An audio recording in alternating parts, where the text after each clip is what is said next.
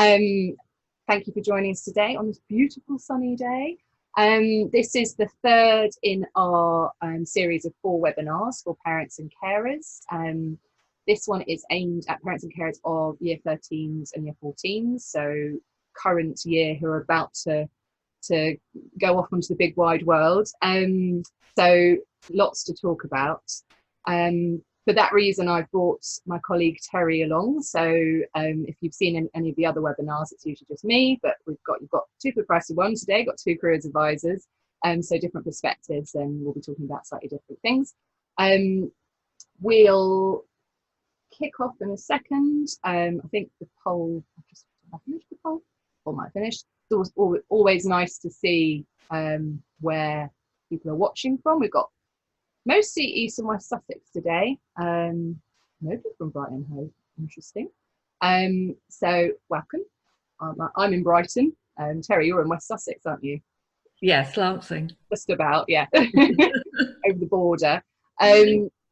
So just a couple of things before we kick off into talking about specific things to year 13, year 14. My name is Miranda Glavin. I'm a careers advisor and the founder and director of Elevate Careers, which is a careers guidance and education company based in Brighton. Been running for about 10 years, so I know my stuff careers-wise, and worked Brighton and Hove and Sussex and beyond. So good knowledge across the county and beyond.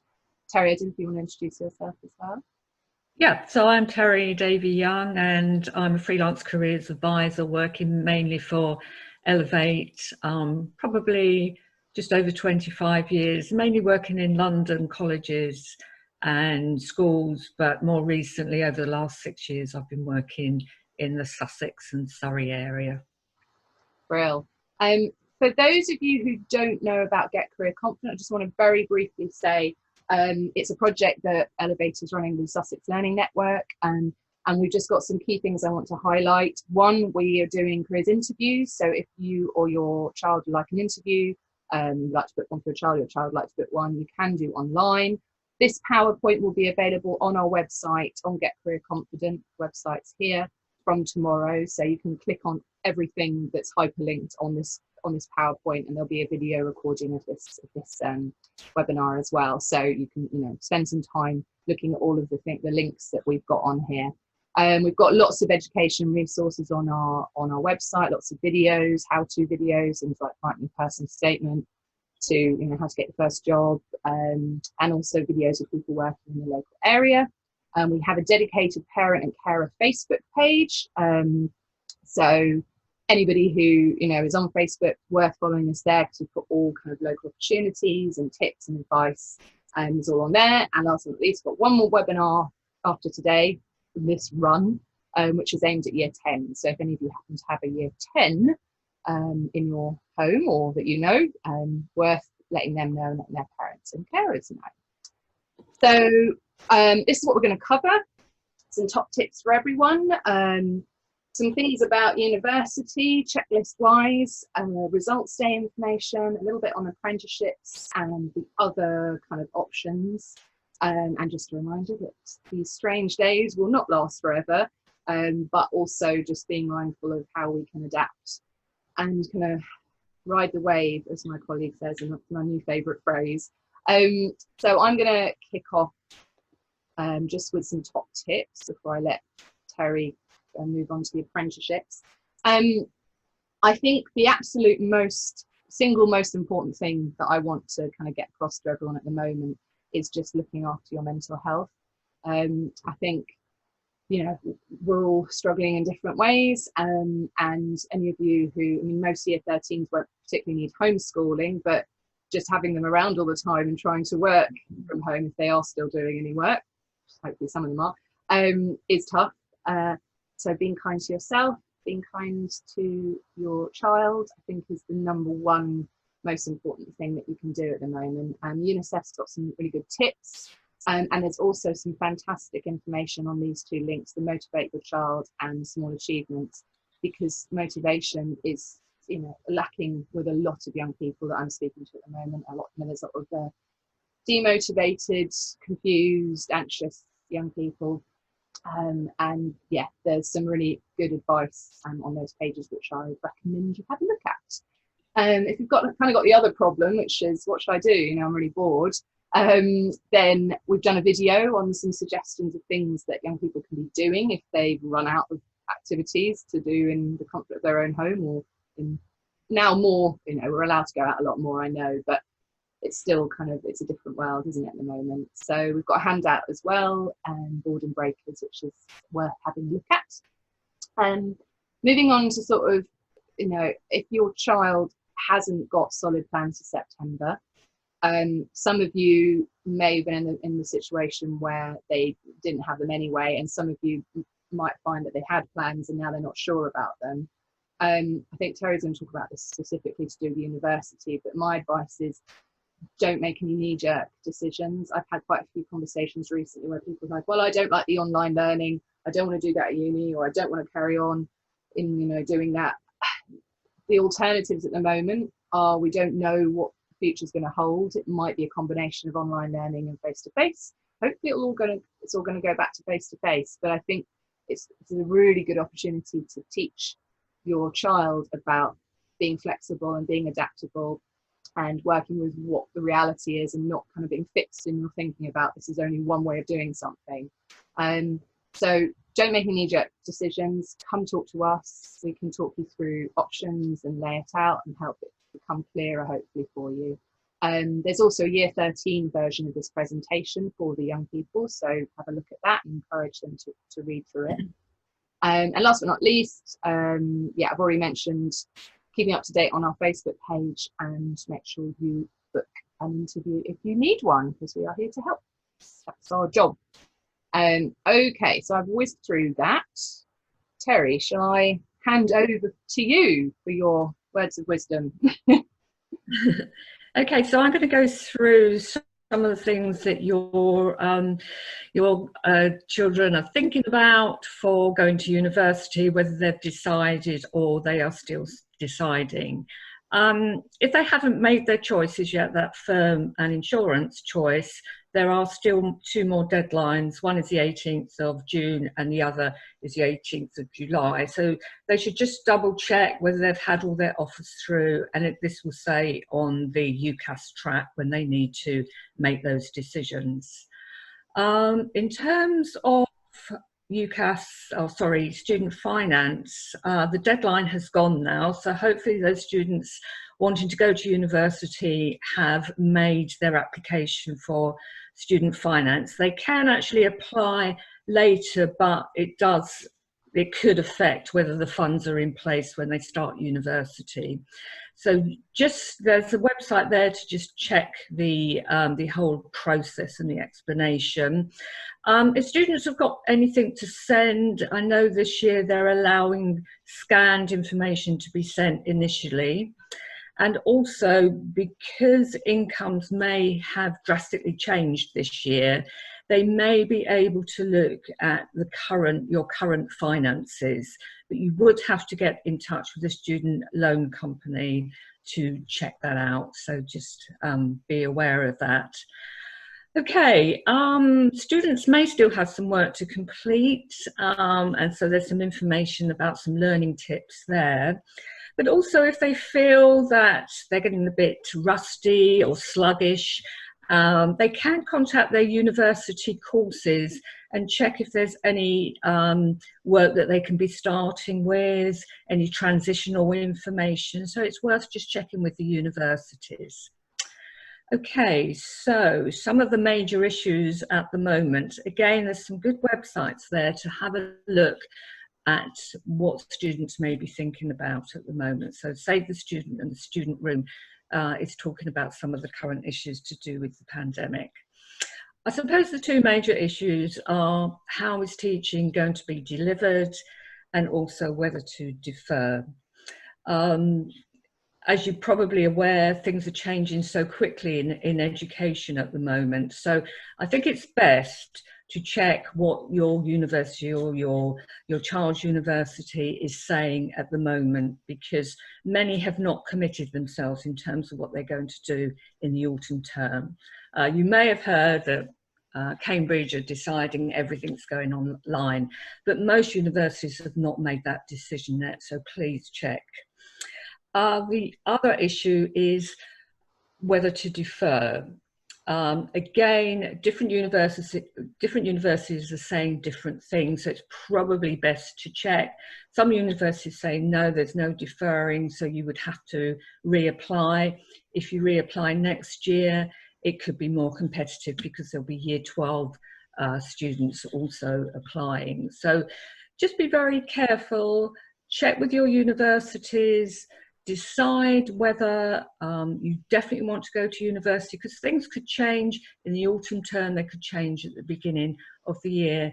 And Miranda will talk a little bit about some of the alternatives, but generally in gap years, you can go traveling, you can do volunteering, you can go, you can get jobs, you can get internships. So there may not be so many of those around. So obviously ask your children to think very carefully about that. If you're confused, obviously book interviews with one of the Elevate Careers Advisors, and there's a connection there. Okay, so next slide. Sure. Can I just add one thing about the students who think they do want to defer? Some universities are actually saying they can't. So I know, for example, Cambridge is one of them, which is why they can say everything is going online, because they're holding on to their students.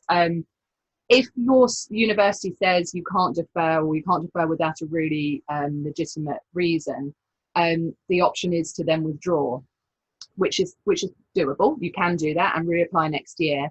But I think one thing that Terry and I have talked about is being really careful, because remember that next year you're going to have all of this current year's year 12 cohort also applying to university, so there'll be less places. So I think that's just really important to think it's not going to look the same next year. Even if you've got into uni for the course you wanted to this year, that might not be the case next year. So I think there's you know, some things young people especially may not have thought about when they're making their kind of decision about what to do.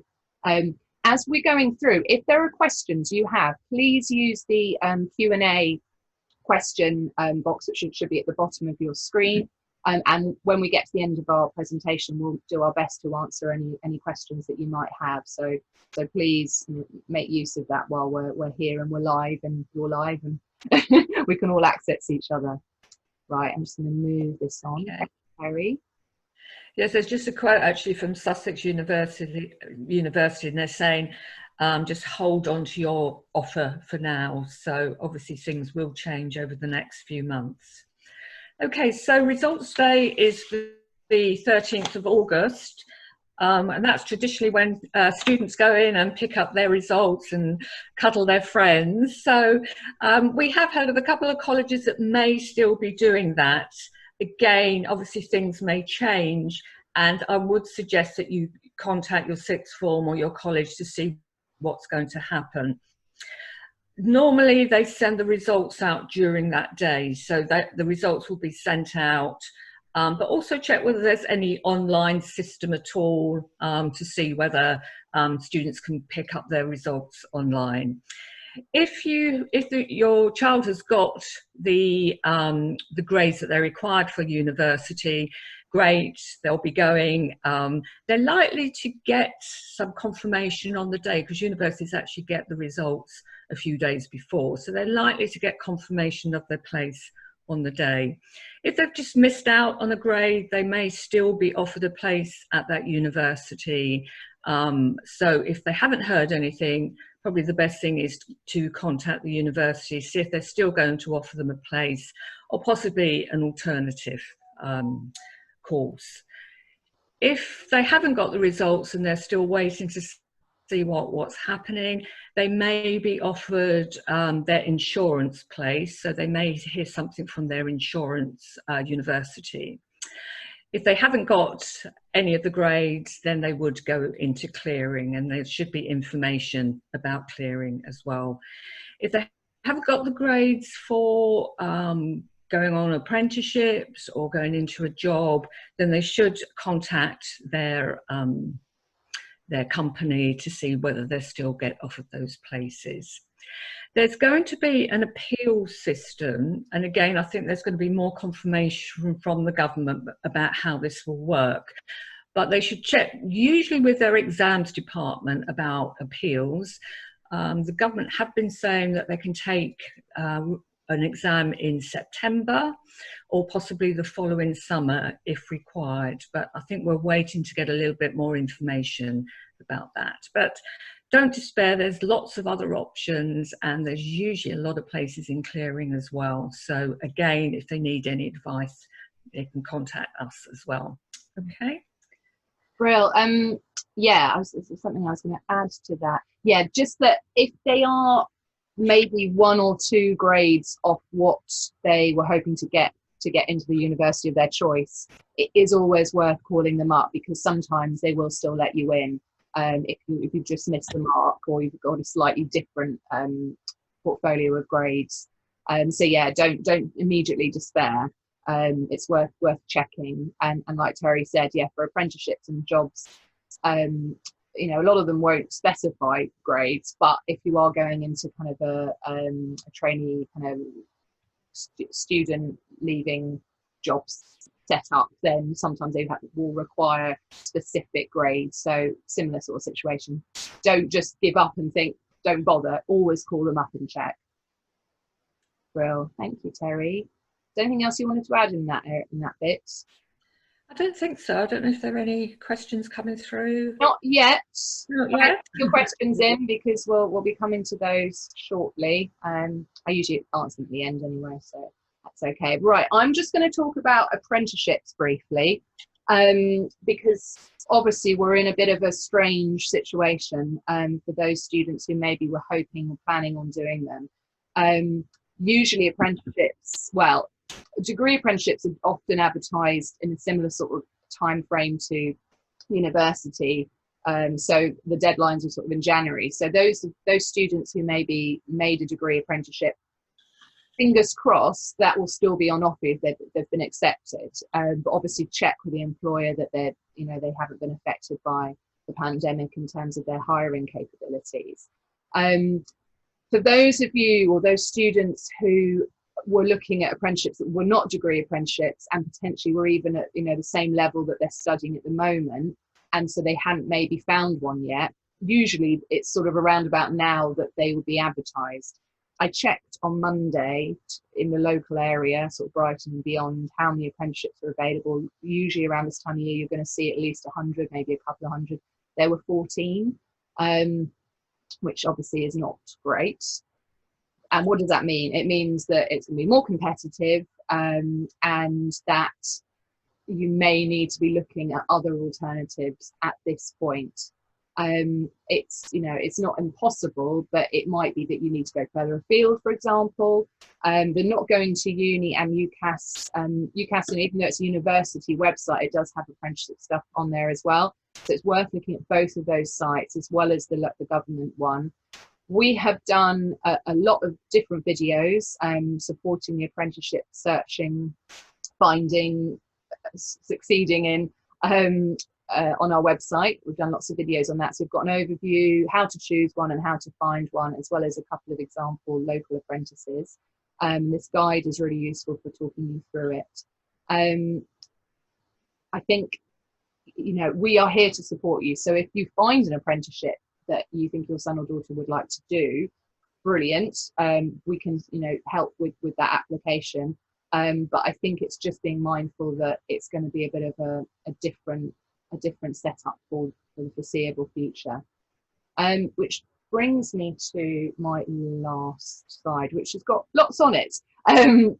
It's kind of covering everything else, which is a bit unfair, but even talking about any of these things, I could have been here all day. So it's a bit of a whistle-stop tour, but hopefully it's giving you the information and the resources to go and look at whichever thing is of most of interest to you and your son or daughter.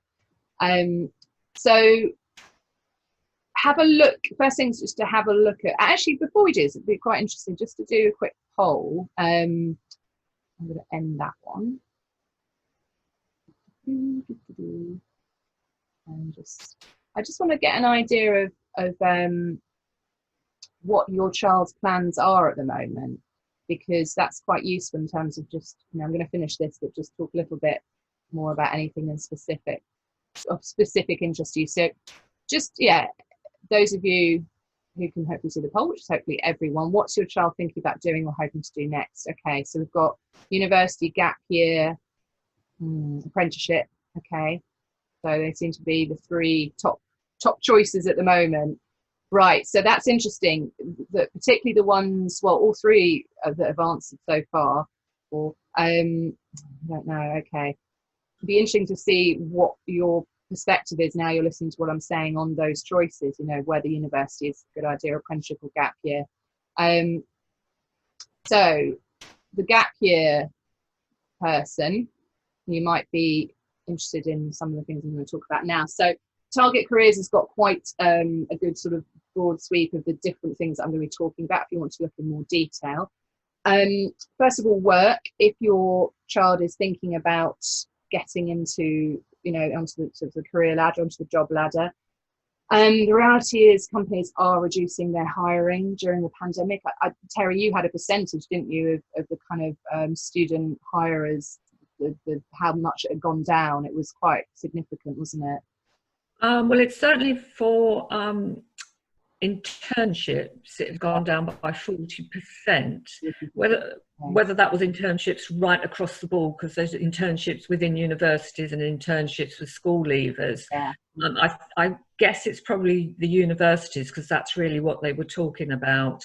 But the entry-level jobs had gone down as well, so that's the first job, which you get as a graduate or possibly A-level. They had gone down, but they were also saying that employers will not want to cut that completely, because they've got to invest in the future. So there will still be entry-level jobs available. Absolutely. And so I really don't want people to leave this thinking it's all doom and gloom, because it definitely isn't. And when things kind of go down, they always have to go up again. So it's just about, what can I do at this particular point that's going to help me as soon as it starts rising again. One of the things is, making sure you're skilled enough, but in terms of the actual job hunting process, the CV is obviously essential. I'm actually about to do a kind of a run through of how to make your CV really, really great. So that video will be on our website soon, and we'll share it on Facebook. But yeah, locally there are, there's some jobs in kind of retail and health. But if you're thinking about sort of the entry level into bigger companies, not going to uni is a good place to look. But again, come talk to us, because depends on what your child is interested in. There's lots of different places we could look at. Travel, obviously right now, somewhat limited. Have a look at what you can do locally. Travel can be done after university, or can be done when you're in your 20s. So I think it's really important to let young people know it's not like, if you don't go when you're 18, there's, you can never go again. That's it. You've missed the boat. I still was traveling in my 30s. Concordia Volunteers is a really great website. They've got lots of travel opportunities. Right now there's going to be less, but over this following year, there's going to be things up there. So it's a good place to look, and it's very affordable. Study, in terms of what they can do while they're at home, really recommend having a look at our handout video. Any child that has maybe done the wrong course or has not done as well as expected, and they were hoping to go to university, it's worth having a look at access courses. They're 1-year courses that are free if you don't have a full level 3 qualification, and really worthwhile as an alternative to a foundation year, or instead of, for some people it's actually a better option. Last but not least, work experience and volunteering. A little bit like the travel situation, it's somewhat limited, but there are things starting to come back out. I had a girl yesterday just got placed with St John ambulance service and doing first aid, which is fantastic. She wants to get into pediatrics. So keep aware of the things that are around, but there's some really great websites. Do It One, Concordia Volunteers, Community Works, all have opportunities locally. And then also there's a whole list of work experience opportunities on our Year 12 presentation. I haven't put it here as well, because I thought we're going to run out of time, which we will do if I don't stop talking. So let me just see what questions have come in. We've got, so yeah, get your questions in now before, because we've only got a few minutes left. Terry, can you see these questions? I can see the one about how can I access the presentation and the information on apprenticeship. Yeah, so the presentation will be up on our website on Get Career Confident. If you came through that, it's in the parents section under Zooms. So as soon as we finish today, I will record this and then it will go up live either later today or by tomorrow morning. So yeah, and you'll be able to access it and click on it and use all the different resources that are there. Have we got any more questions? While we're still here, if you want to, you can also use the chat function if you want to ask something and it not to be answered live. Because I know sometimes people think, oh, I don't necessarily want my specific question to be shared. You're very welcome to use that. I'm just going to stop sharing. Terry, while we're just waiting to see if there's any more questions that pop up, are there any last questions or last points that you want to make in general in terms of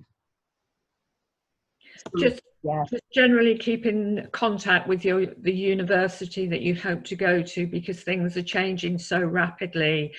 Don't make decisions yet, which I think was the advice from Sussex University, but just wait and see how they're going to deliver their education and all the other things that go with being a student and student life. So I think things are changing a lot. So just hold on for a while, I think. Yeah, I think that's really good advice. I think, you know, this is a learning opportunity for all of us in many elements and many areas of our lives, and even more so for young people who, you know, they don't necessarily have the capabilities to deal with what we're facing. So staying calm, staying reasonable, getting advice from people like us, but from unis, from employers, speaking to as many people as you possibly can, keeping busy, keeping learning, because I think, you know, if we can't do much, what we can do is build our skills, and that's going to be invaluable whatever happens in the future. You know, I think a lot of work is going to be quite different potentially as we go forward. So, you know, in some ways, young people are in a really good position because they're the first ones that are able to adapt and kind of work with whatever this new way of working potentially will be. You know, we've got massive employers talking about doing all their work from home now, which, you know, no one would have thought of a few years ago. So I think there's some really interesting developments. If we don't have any more questions, I'm just going to quickly stop sharing this screen and just check there aren't